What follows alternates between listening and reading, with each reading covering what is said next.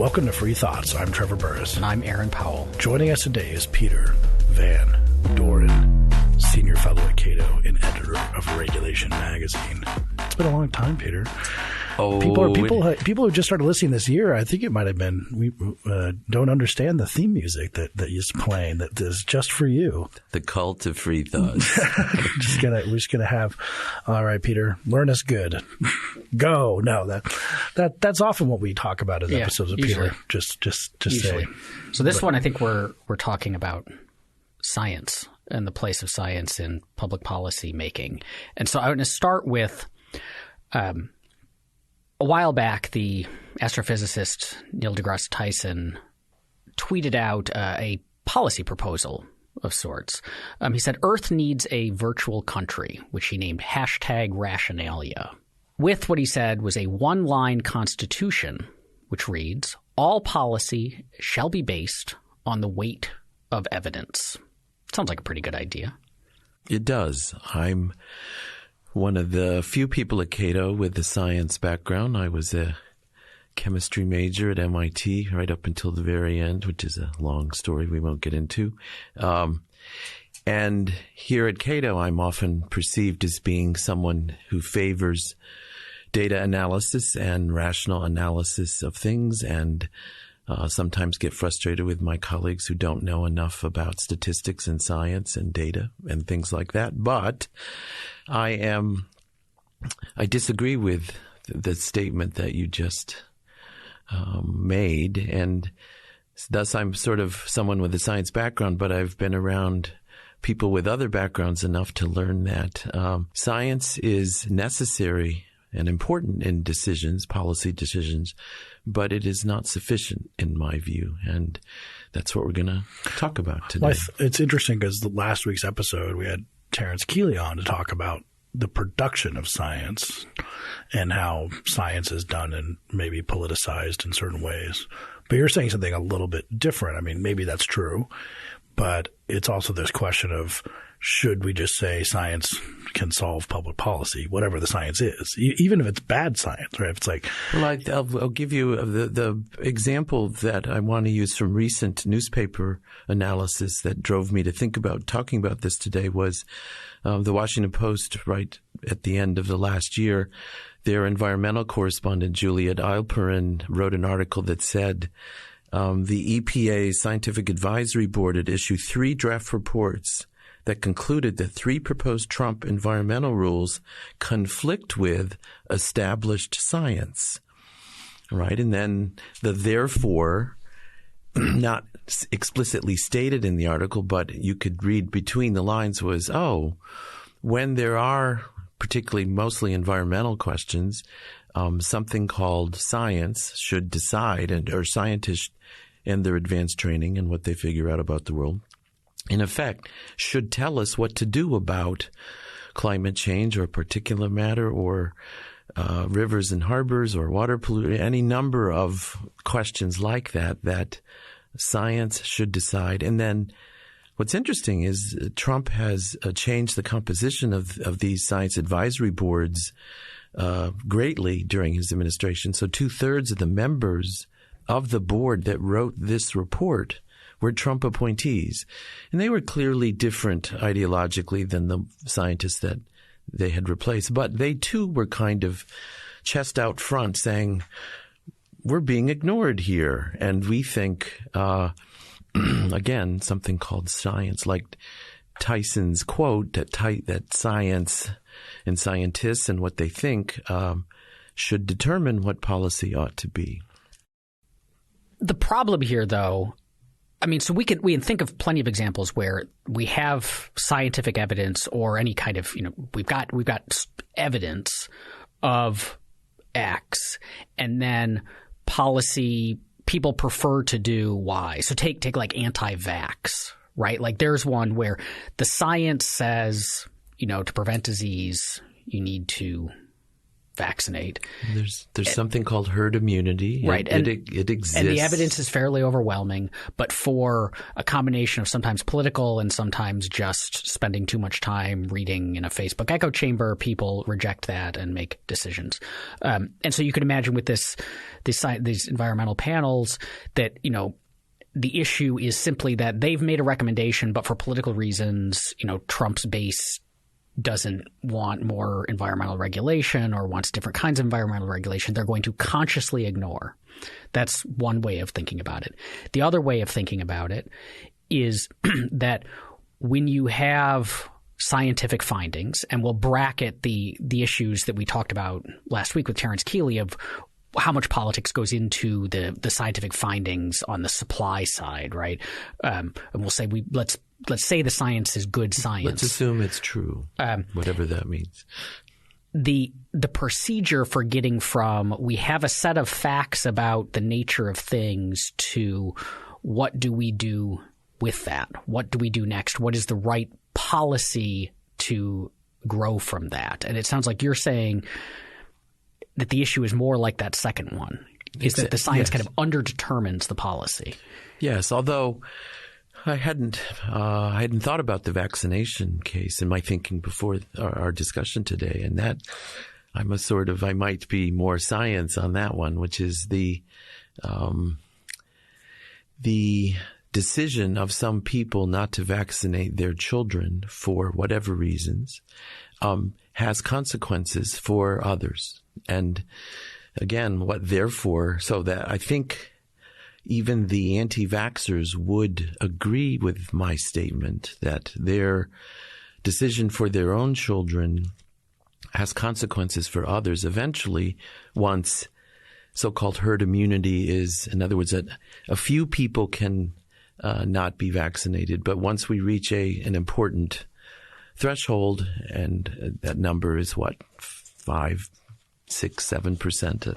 I don't know the right something around there's there. Some number where quote herd immunity is more greatly at risk because of their decision, that we then have a dilemma between parental rights and the children in question, and then other people's children. And science doesn't say what to do, but it says if you don't have vaccination levels above a certain amount, more kids are going to get childhood diseases. Well, the interesting thing on the vax question, and we'll get this into what Aaron's question was, is that it's obviously a charged topic, and some libertarians like to really get involved with it for parental rights purposes or things like this. But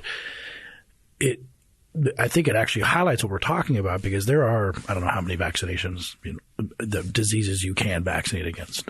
Hundreds, I'm sure, minimum. And we talk about measles, and I think we're there. If you're cost benefit analysis, you say if you want your kids to survive, you should get measles vaccines. But then you have questions about like the HPV vaccine or something that is a much rarer disease. Typhus or something like this, that maybe it's not worth it to get the vaccine, and science doesn't answer those questions either, right? You can't say scientists have decided that you should get the typhus vaccine, and I'm like, probably not. If you had a zero risk threshold and you said there's a non-zero possibility you'll get typhus, which maybe in the United States there is one, but science still doesn't answer that question. But unless they proclaim this sort of non-zero risk thing, it reminds the particulate matter thing we'll get into, where if scientists say an over 0% chance of getting a disease means we have decided you should get this vaccine, but many vaccines you shouldn't get if you're not leaving the United States or going to sub-Saharan Africa or things like this. And again, the same point holds true, that science can give us the probabilities but not tell us what we should do. Yes, that in effect economics or cost-benefit analysis or other values other than costs and benefits, religious values of one sort or another, or philosophical values drawn from non-religious traditions, that those values create what economists call, because that's how I think, a weighting function, which is you have all these facts out there, and then you have to add them up somehow, even though they're not cardinal, like numbers on a thermometer. You have to add up the various considerations that you have, and then you, as a person, have to come to a decision, which is 0 or 1, usually, sometimes how much. And political dispute, policy dispute is often about the unobserved weighting functions that people have, which is, because I really value this dearly, I am, or let's say liberty, I value freedom so highly that I'm willing to risk the possibility of fill in the blank by not doing something that science requests or scientists believe I should do. I think that's the discussion. I look at the Washington Post article you referenced. I mean, some of these things when I read, the advisory board said the proposal neglects established science and shows how contamination of groundwater, wetlands, and waterways can spread to drinking water supplies. Well, of course they can. There's a non-zero chance. Right. This refers to the Waters of the United States rule, which the 1970 the Clean Water Act, 72 Clean Water Act, said that the EPA shall issue permits for the discharge of stuff, pollutants and other things, into navigable waters. Then it went on in the text of the statute to state that navigable waters are waters of the United States. Full stop. That's it.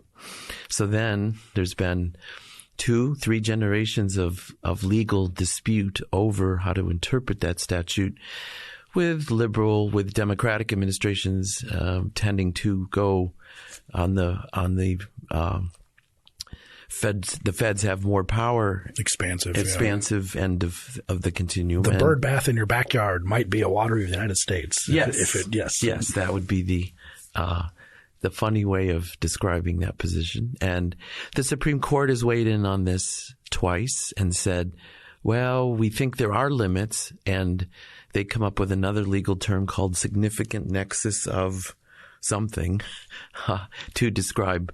That's now the word that defines when the Fed power ends and the state power begins in the regulation of discharge. And anyway, this clearly is, from a scientific point of view, somewhat nonsensical in the following sense.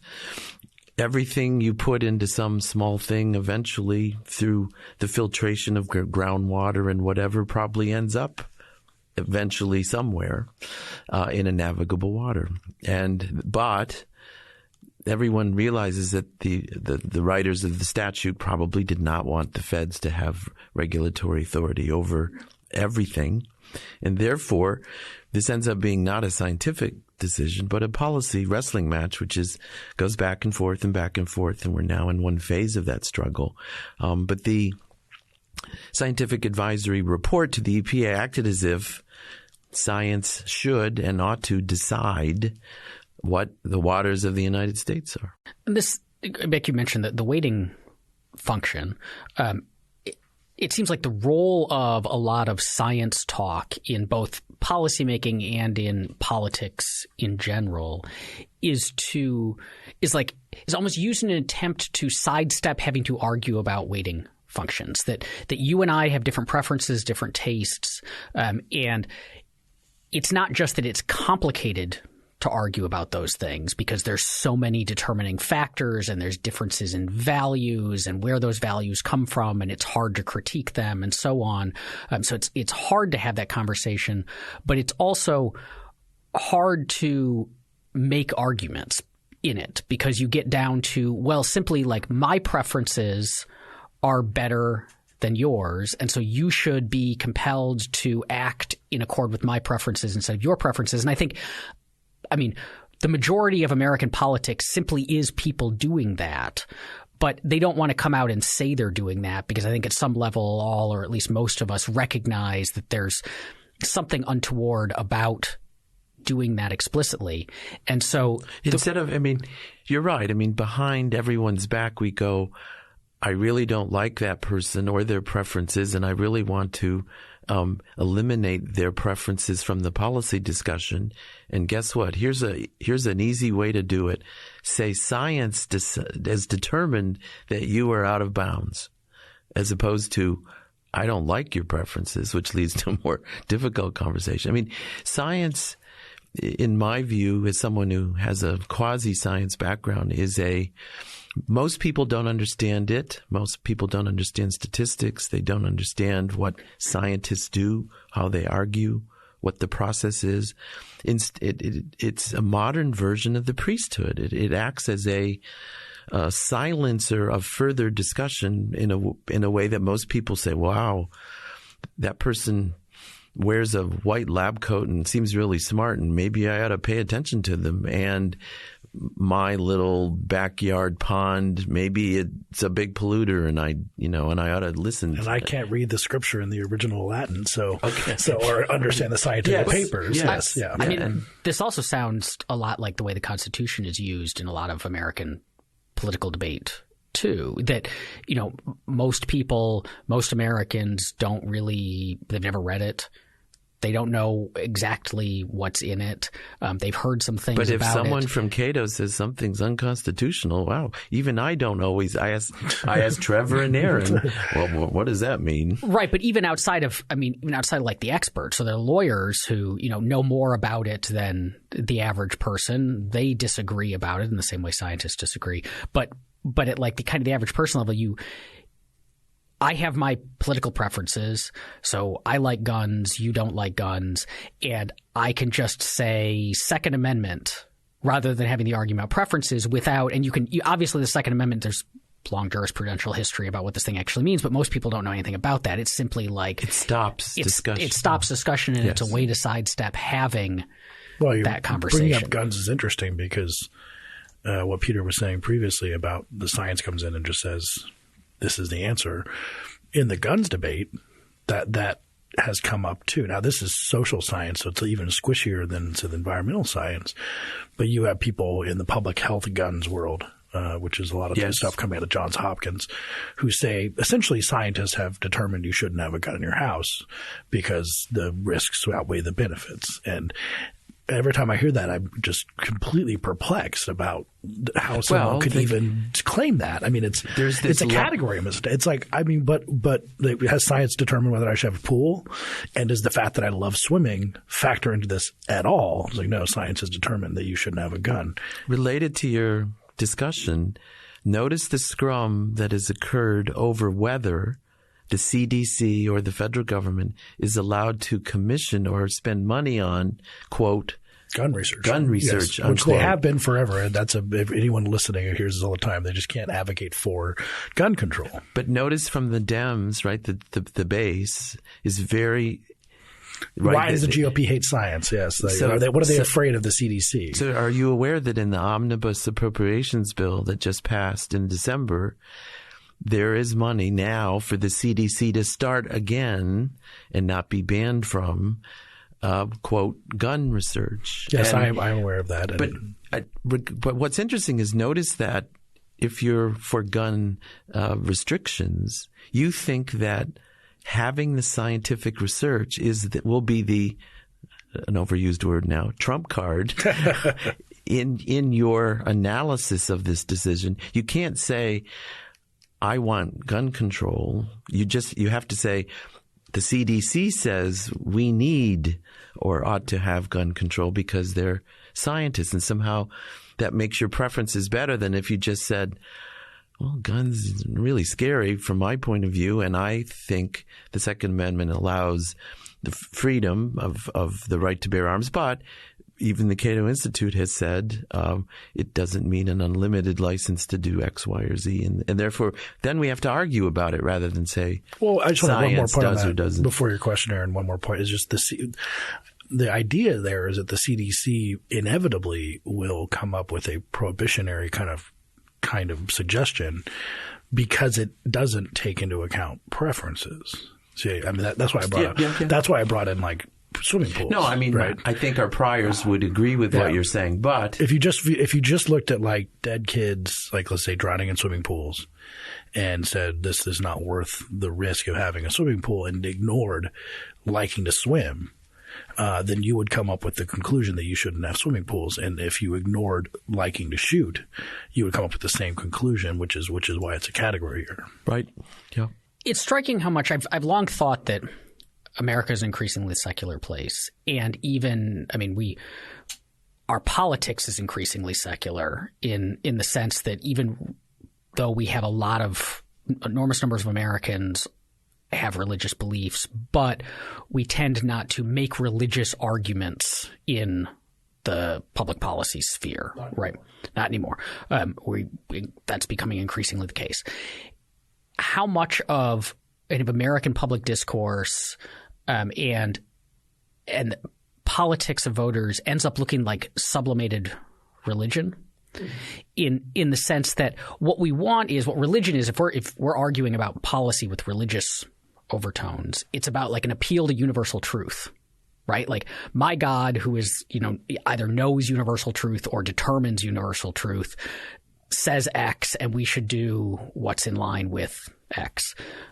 Think about, I'm totally agreeing with you, and I'm sorry to butt in, but I read National Academy of Sciences tomes, publications. The National Academy of Sciences publishes like a 700-page book reviewing the literature on X, and then has bunches of therefores at the end that says the priests have gone into the caves, they've looked at the documents with footnotes, and here's what we should do. And I think we need to be careful to not – it's not a perfect analogy because there is a huge amount of truth value to science. Yeah, it sounds like we're really anti-science. We're not anti-science. I'm not. Exactly. Scientists find all sorts of truths. Our lives are immeasurably improved by the application of those truths. Yeah, they came up with the technology to fake the moon landing. That's right. Exactly that. But that's not in the policy debates and in politics and in just kind of in ordinary like Twitter spats. That's not really the role that science is playing, right? Like usually it's these types of things happen around particularly contentious areas in science where there's disagreement, or where the scientific facts are being very clearly used by the sides to advance priors in the same way as and I asked the question, I think, of Patrick Eddington in our episode with him about intelligence gathering of, you've spent all your time staring at these satellite maps trying to figure out if the tanks have moved, and you've written up your report and you give it to the policymaker. Is the policymaker basing his decisions upon the data you've brought to him, or is he using the data to support the decision he's looking for data that, and I think in a lot of our debates, it looks that way, that people, the environmental movement wants us to, a lot of environmentalists simply just don't want us having as many kids, don't want us there's like an aesthetic sort of thing.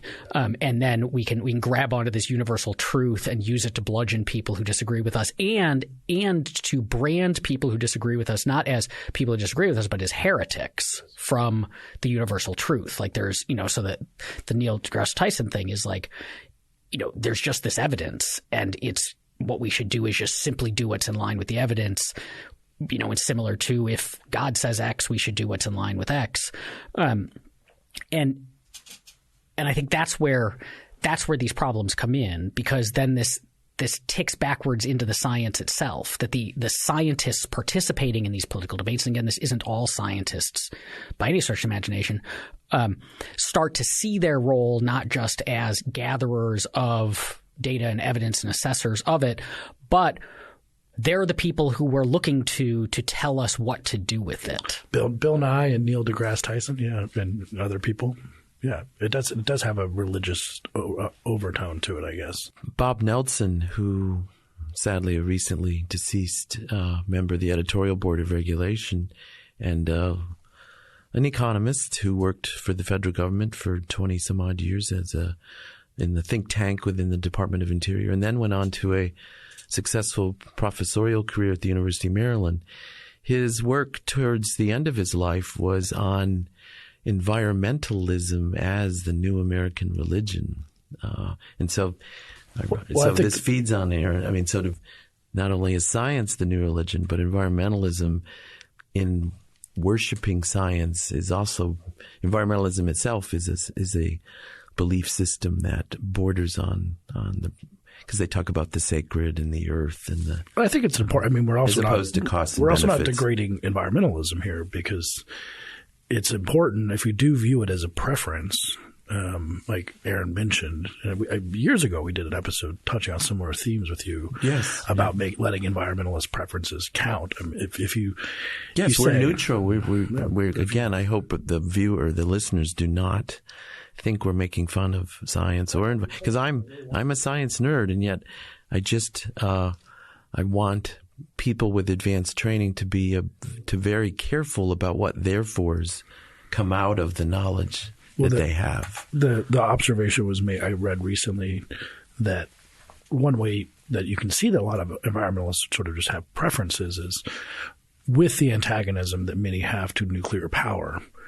Because if it's an aesthetic revulsion to like consumerism and like the modern city state, then if you came along and said, this isn't true of all environmentalists, but some, and you came along and you said, hey, you're right about global warming and greenhouse gases. We just take out the factories that are powering our lives that do carbon emissions and replace them with nuclear, and we can all continue to go about our business. For some environmentalists, they go, well, I want it more. Like, I don't want us to continue to go about our business on like a spiritual level. I don't want us to continue to go to shopping malls and buy things that we just throw away and all these kind of things that are aesthetically revolting to them. And that's fine. I mean, that's justified aesthetic position, preferences. But it doesn't get solved by science and then coming back and saying, I oppose nuclear power because the science says it's not worth it. I mean, part of this is let's go to libertarianism / economics and try to understand the boundary between private and something beyond private. In other words, what sphere of the world do you have control over? And then what does it mean for the world to impinge on that? So I'm thinking of if you're really different and you have, and say the Amish or Anabaptist movements or very, very Orthodox Jews in Brooklyn, or Scientologists, or fundamentalist Latter-day Saints. So, in other words, if you separate yourself from the world and live your life the way you want it to, but what rights? Where does the right to control your sphere end, and the right for the outside world? So, does it matter that the rest of the world is consumerist and you're a back to the lander and you live in Alaska somewhere? And so, it might matter on the abstract. It's going to Aaron's religion point that, and again, that's not insulting. It's more of an observation. But on the point where you can live in, your Christian community, and there might be people engaging in homosexual acts very far away from you, and you want to ban it because you just don't even like the idea that that's happening, and you can live in your rural Alaskan community. This is right, not assuming environmental catastrophe, which someone probably going to put a comment on this, but like with some cost of global warming, but you live in your rural community, and then you just don't like that there are people doing this kind of behavior that is aesthetically unappealing to you. Right. Now, I do want to get to this particular matter one, because in this blog post you wrote is a very good job of explaining how this all works out. And I like the particular matter thing because it just seems for my whole life that I've been paying any amount of political attention. Every time a Republican administration gets into office, you have attacks on them on usually environmental purposes, for environmental policy, saying that they're anti-science and they're killing people. And sometimes that's because you come in and you say, this administration wanted to lower the amount of particulate matter in the air to 5 parts per billion or something. And I decided to halt that rule and let it be at 9 parts per billion. And then someone says, well, you've killed 100,000 people or something because of the 4 parts per billion that you'd allowed. Right. And that's what this whole debate is about. Right. So let's, again, what role can science play in the determination of exposure to stuff, pollutants? One possibility, and here's where science would be in its strongest position, would be if in the imagine, I know it's radio or audio. It's the internet, Peter. Okay, so yes, the radio. It's a radio show coming up tonight from Peter Van Doren. Here we go. He's a crack ripstop young man coming out of upstate New York. Go for it, Peter.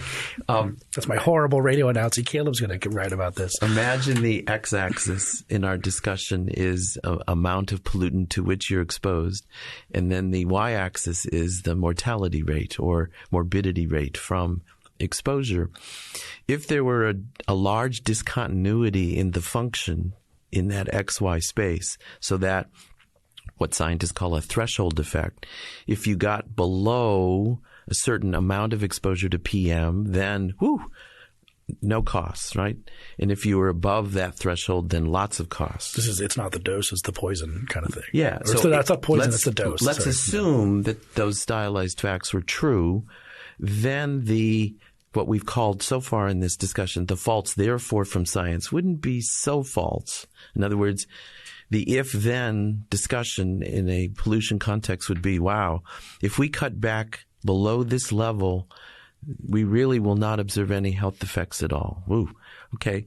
Then you could say, wow, I weight pollution people weight pollution differently in the costs and benefits and the jobs and okay. But that discontinuity would certainly inform the benefits of many bystanders or their preferences. Turns out that we don't think PM is like that as a pollutant, that it has no threshold, and therefore it's a continuous exposure health effect function. And therefore what the Clean Act requires is that the EPA designate a level of exposure below which there are no health effects is in fact impossible. That would mean they'd have to ban all factories and industrialization, right? But since they can't do that, they then have to, in effect, weigh costs and benefits in their decision. But they can't say they're doing that because the law doesn't allow that. So the PM and science debate is odd because those who want less exposure are invoking the notion that science can tell us what the right amount of exposure is, but that's really only plausible for things that have large threshold effects, and that's probably not the case here. So that means all real-world conventional pollution health effect discussions are in fact really economic cost-benefit discussions in disguise, and science actually doesn't have the role that anyone thinks it does. You also, I think I'm trying to find the quote here where the Obama administration and the Bush administration did different things based on the same study. Oh, that was ozone exposure. Yeah. It says the under Bush in 2007, the EPA proposed, I'm reading from Peter's blog post here, setting the standard for ozone between 0.07 and 0.075 parts per million. The scientific justification was the interpretation of two studies by Dr. William Adams.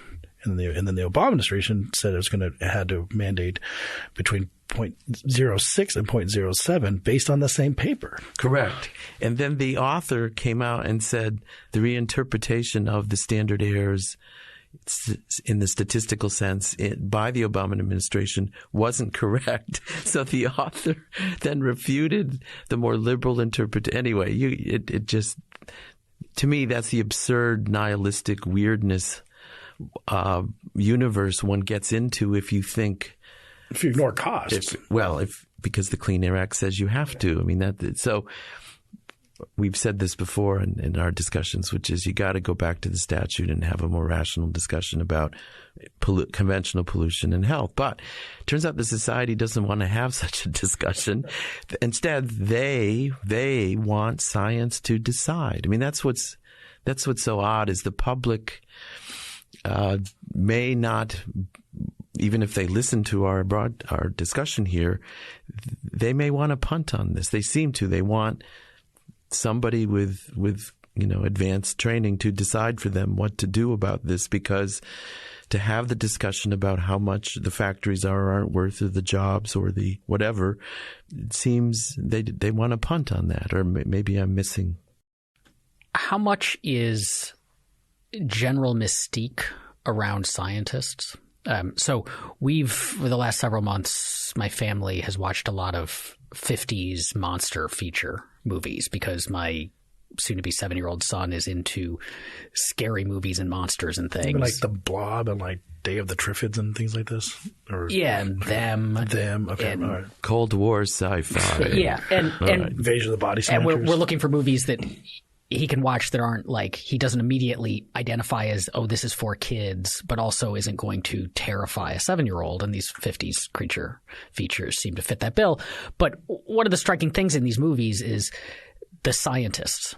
There's always the scientists. More often than not, they have like German accent, which is kind of odd, but they usually are not American. Really, given when they were made. Right, but they have some sort of accent. There is something wrong with this equinism, but then it's and they're called professor, and they're scientists, but the way they're portrayed is these guys are basically the smartest people who ever existed, and they know everything about everything.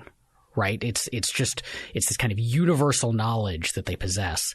And scientists we don't have movies with scientists like that quite as much anymore. But Twister. But I wonder how much of that kind of attitude of it's not just that. So there's the facts and values distinction, right? And the science can perhaps determine facts maybe better than other methods can. But that the kinds of people who are smart enough to be scientists also probably know a fair amount, have good ideas about the value side of things too. And so if we're going to defer to the judgment of anyone on these issues, which we, in a system like ours, you have to defer to other people's judgment on all sorts of things. It's probably better to defer to the judgment of really smart people than it is to defer to the judgment of the guy who just won a popularity contest to get a seat in the House. I'd like to point all of our listeners to Man or Aster Man videos. This is a surf punk band. Peter, this is a little bit, but we'll put it in the show notes. The Miracle of Genuine Pirate. It's the kind of scientists you're talking about who solve the problem with the monster and things like this.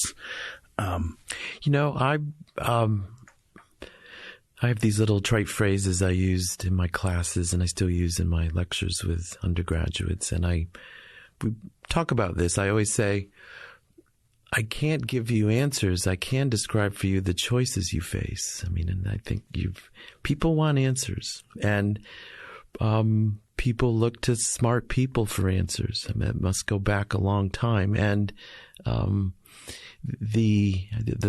science 50s movies, that's very interesting to describe the cultural status of the And I think it's not just smartness, because we all recognize that there are very smart people in all sorts of different fields, but that science is unbiased, right? So it's an unbiased form of smartness.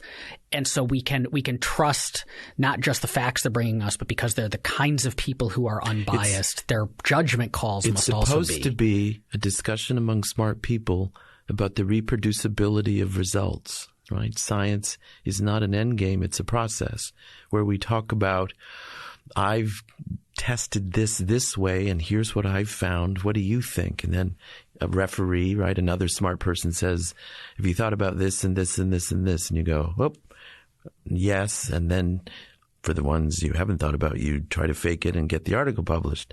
And that game is what science is about. But it's supposed to be neutral. It's not supposed to care about it's just into whatever results we find. And yet we are human beings and we have priors. And so many of the normative issues that we've been talking about today enter into even science, even though technically it should not. I want to ask about another thing that you wrote regarding the science, but even the way that the public policy issue is either ignored or turns into something different, and that's CAFE standards, which are, what does that stand for?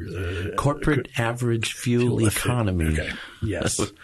Now, they came into being for reasons that had nothing to do with pollution per se or greenhouse gas emissions. Came about in 1975 as a political solution to a political problem, which was gas prices. So what do you do about gas prices?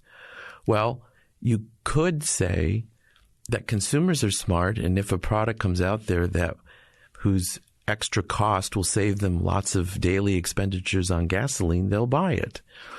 But American politics tends to say something called people are helpless, and then something called corporations are in charge. So we're going to make corporations make more fuel efficient cars. So they were saying that the consumer was not price sensitive, was not capable of making decisions about long-term benefits over immediate costs. Correct. Yeah. And plus there was also the worry about Japanese imports. I mean, CAFE was also a protectionist device at the time. So it was a twofer. And that has all been lost in the current discussion because CAFE still exists on the books and it's been repurposed as a climate change CO2 gas emission reduction device, which it was not ever intended for at all. So the current scrum is over the Obama administration's decision to mandate 54.5 miles per gallon as the fleet average, and then that ruling under Obama did have a midterm revisit, which happened to occur during the Trump administration. They in turn have said, we're going to freeze where we are now, and we're not going to go further like Obama wanted us to. To justify that decision, they have to have a rulemaking process, and then they've used the economics literature to then make some cost-benefit analysis to try to justify that this actually would be cost-beneficial for the country rather than what the Obama administration said, which is, oh, no, we have to keep going in order to maximize benefits relative to costs. So it's become a very arcane discussion that I won't go into about whether the price of new cars and used cars would rise or not given this freeze. And if the prices did or didn't do what people think they would do, would the total vehicle fleet of the United States grow or shrink? The Trump administration has said that the price of used, if we keep the standard the same, then the price of used cars would go down. And that in turn would allow them to be scrapped more. And that in turn would make the total vehicle fleet size of the U.S. go down. And that in turn would reduce auto fatalities. So this is like cash for clunkers too. Some of the debate we have with cash for clunkers. So the big benefit kick out of the Trump administration freeze in the cost-benefit analysis done for this rule is alleged to come from fewer auto fatalities. Some economists of a more liberal stripe have taken on this cost-benefit analysis and said, oh, goodness, the prices will go down for used cars, but they'll go down for new cars as well. And then all the vehicle fleet reduction goes away. And then so there's this scrum that's in the Eiperin article from the Washington Post that said, economists have said that this Trump econ analysis was bogus, and therefore we should not freeze CAFE, right? You can't use this cost-benefit analysis as a rationale. I actually agree with the economic critique. I mean, they really did the assumptions done to get the Trump cost-benefit thing to work really look pretty bogus to me. And so the econ critique is correct.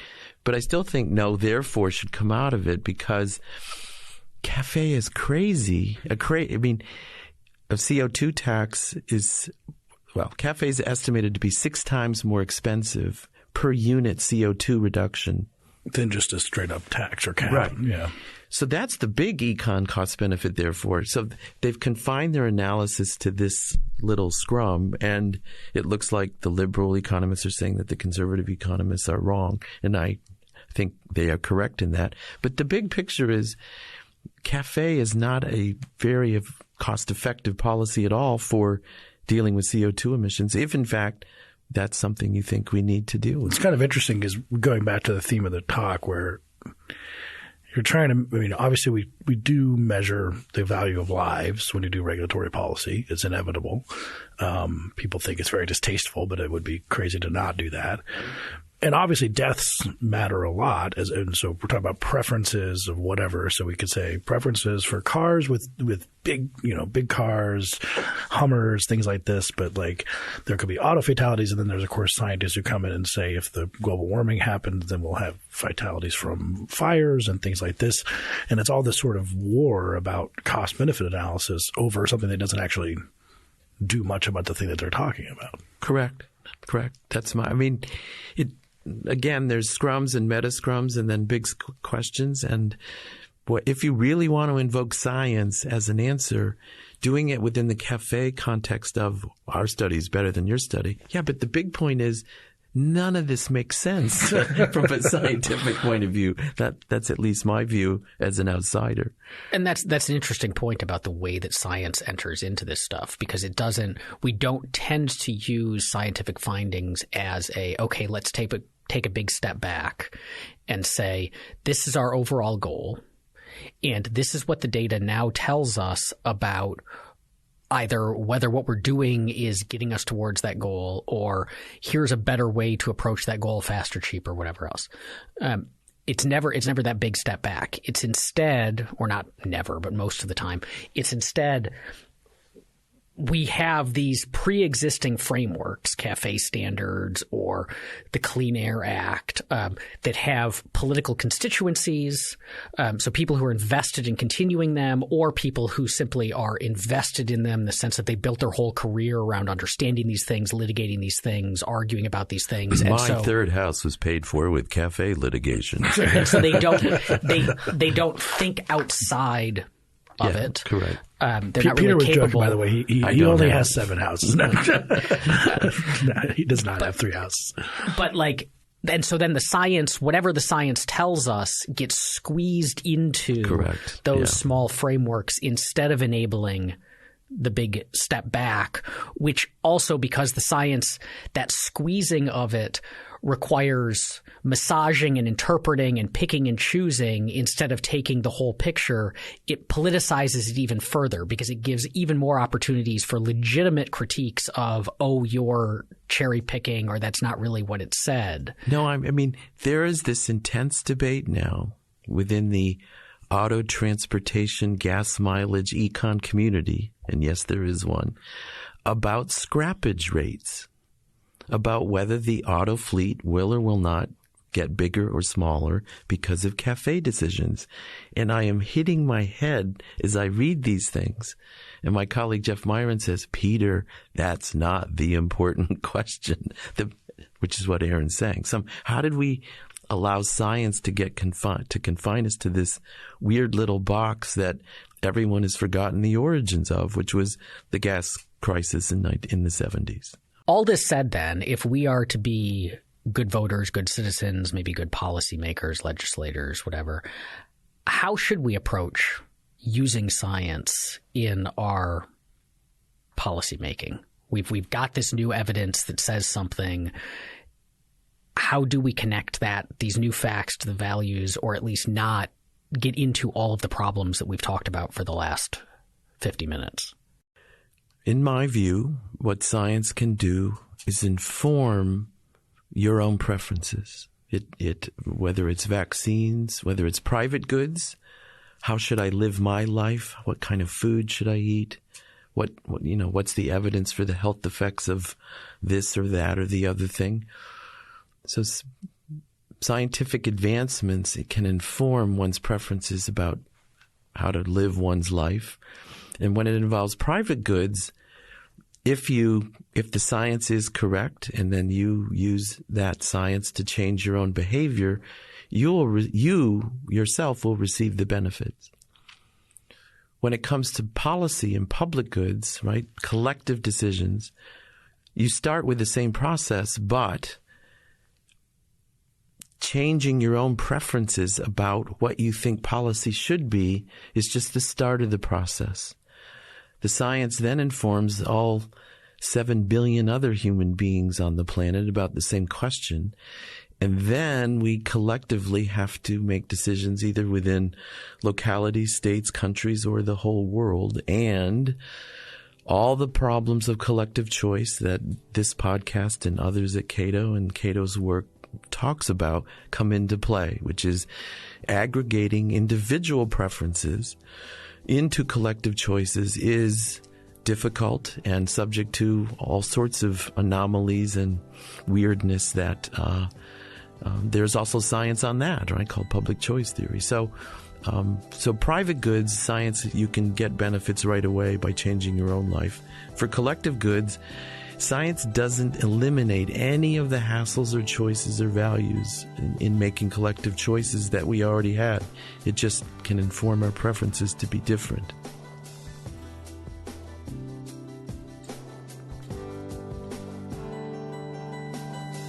Thank you for listening. If you enjoy Free Thoughts, you can find our Free Thoughts discussion group on Facebook or on Reddit at r/freethoughtspodcast. You can follow us on Twitter at freethoughtspod. As always, please rate and subscribe to us on Apple Podcasts, Spotify, or wherever you get your podcasts. Free Thoughts is produced by Tess Terrible and Landry Ayers. To learn more, visit us on the web at www.libertarianism.org.